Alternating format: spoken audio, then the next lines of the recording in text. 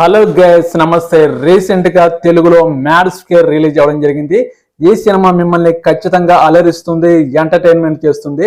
ఈ సినిమాలో ముగ్గురు హీరోలు కాలేజ్ అయిపోయిన తర్వాత లడ్డుగాడి పెళ్లికి వెళ్ళడం జరుగుతుంది. లడ్డుగాడి పెళ్లిలో వీళ్ళు ముగ్గురు చేసే ఎంటర్టైన్మెంట్, కామెడీ, ఫన్ మిమ్మల్ని ఖచ్చితంగా అలరిస్తారు.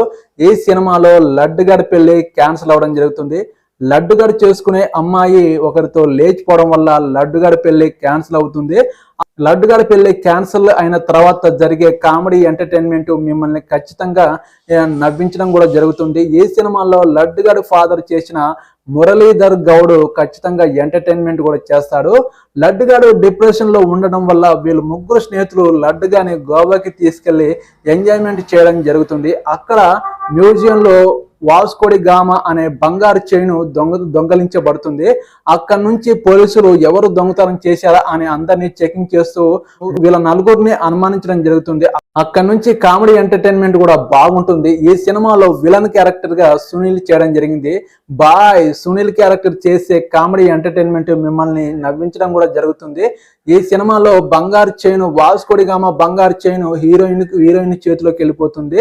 ఆ మ్యూజియం లో మిస్ అయిన వాస్కోడి గామా బంగారు చైన్ కోసం పోలీసులు వెతకడం మొదలు పెడతారు.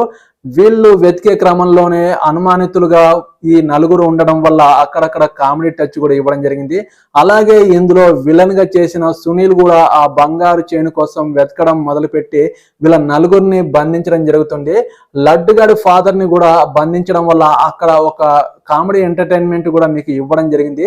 ఈ సినిమా ఫస్ట్ నుంచి లాస్ట్ వరకు అక్కడక్కడ కామెడీ టచ్ ఇవ్వడం జరిగింది.